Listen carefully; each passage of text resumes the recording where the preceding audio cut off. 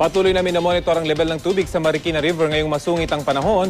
May ulat on the spot si Dante Perelio. Dante?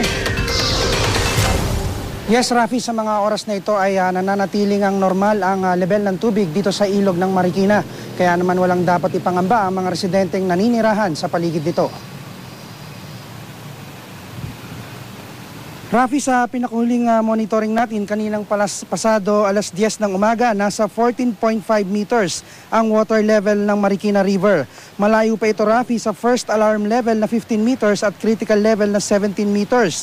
Gayunman, suspindido na ang lahat ng panghapong klase sa preschool, elementary at high school sa pampubliko at pribadong eskwelahan sa buong Marikina.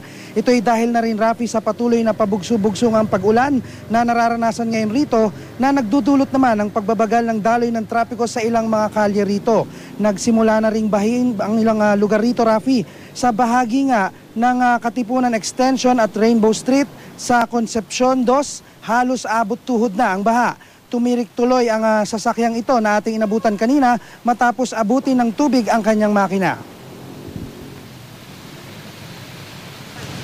Pagka yan, katulad yan, umuulan,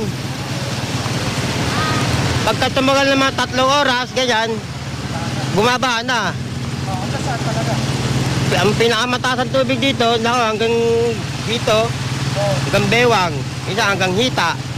Ito, titigil ito kung tumigil yung ulan itong araw na ito, mamaya.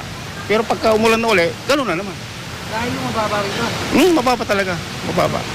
Kasi lahat ng tubig nanggagaling sa itaas, dito sa Mayano, sa Rancho, dito lahat, dadaan sa Sapa, tagiliran ng Rodriguez. Rafi, sa mga oras na ito nga ay patuloy yung manakanakang pag-ulan na ating nararanasan at napakadilim rin ng kalangitan rito, kaya naman akakalain mo na hapon na. At yan ang mainit na balita mula rito sa Marikina. Balik sa'yo, Rafi. Dante, bagamat hindi pa nga umaabot, sabi mo, yung level ng tubig sa 15 meters, tumataas ba ito?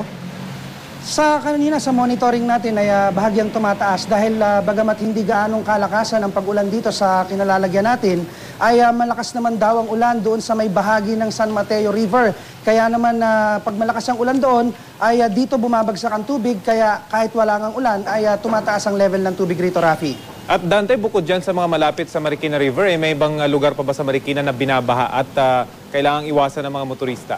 So far, Rafi, yung nag-ikot tayo kanina, ang nakita lang talaga natin ay yung sa may bahagi ng Katipunan na Extension at Rainbow Street. Bukod dyan, wala pa tayong nakitang ibang lugar na kailangang iwasan dahil hindi nga rin naman gaanong kalakasan ng ulan rito.